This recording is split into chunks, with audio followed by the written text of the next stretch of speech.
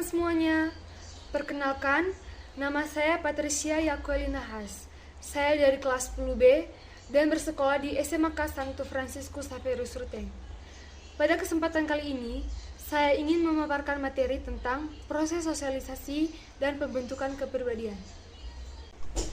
Pengertian dari sosialisasi merupakan proses belajar mengajar dalam bertingkah laku di dalam masyarakat atau lingkungan tertentu, atau juga proses penanaman nilai, kebiasaan, dan aturan dalam bertingkah laku di masyarakat dari satu generasi ke generasi yang lainnya.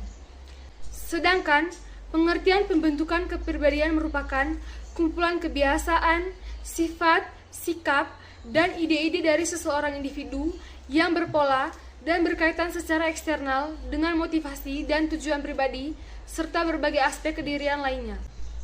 Tujuan dari sosialisasi itu sendiri ada 4. Yang pertama, memberikan kemampuan dan pengetahuan terhadap individu untuk hidup bermasyarakat.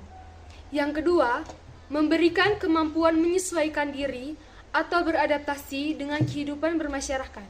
Yang ketiga, mengetahui posisi atau perannya di dalam masyarakat agar dapat bertindak atau berperilaku sesuai dengan perannya dalam masyarakat.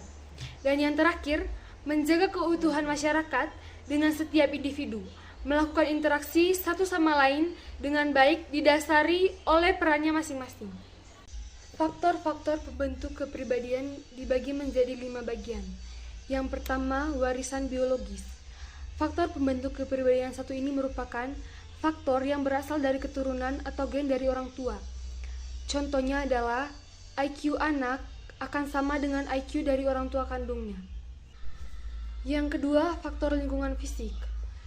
Pada bagian faktor pembentuk kepribadian yang satu ini, karena adanya perbedaan permukaan atau relief bumi dan sumber daya alam yang berbeda di daerah masing-masing. Contohnya, yang di daerah pegunungan, pasti kepribadiannya akan berbeda dengan yang di daerah pantai. Contohnya juga, orang yang hidup di daerah yang panas dan miskin akan berbeda kepribadiannya dengan orang yang hidup di daerah yang subur dan kaya. Yang ketiga, faktor kebudayaan. Faktor ini merupakan kebiasaan-kebiasaan yang kita lakukan di kehidupan sehari-hari. Pastinya di setiap daerah mempunyai kebiasaan-kebiasaan yang berbeda. Contohnya di daerah Manggarai, pastinya kita akan lebih menghormati orang yang lebih tua dengan cara saling. Sedangkan di Korea, mereka menghormati orang tuanya dengan hanya menundukkan kepala.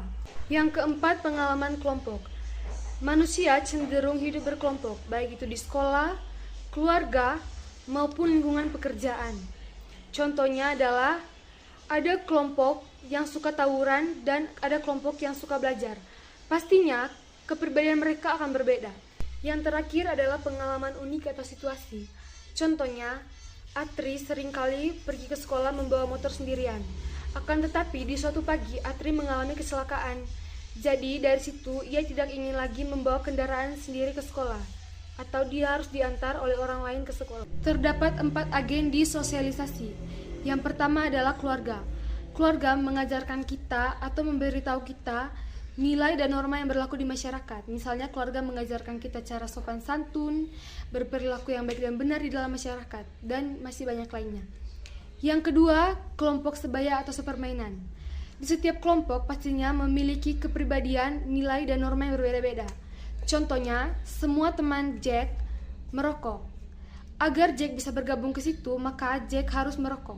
Yang ketiga, sekolah. Di sekolah, guru bukan hanya memberikan kita ilmu pengetahuan, akan tetapi guru juga mengajarkan kita cara berperilaku yang baik dan benar di lingkungan. Misalnya dari pelajaran sosiologi, kewarganegaraan, dan pelajaran lainnya. Dan yang terakhir adalah media massa. Media massa ini media yang sering kita jumpai sehari-hari. Misalnya internet, televisi, radio, dan masih banyak lainnya. Contohnya adalah Atri suka dengan karakter Jang Manuel di drama Hotel de Luna. Jadi, karakter dari si Jang Manuel ini Atri menganggap sebagai norma. Bentuk-bentuk sosialisasi dibagi menjadi 2. Yang pertama, sosialisasi primer, yaitu sosialisasi yang kita terima dari kita kecil atau dari kita lahir, yang kita terima di dalam keluarga. Disinilah peran agen keluarga sebagai pihak pertama dalam bermasyarakat.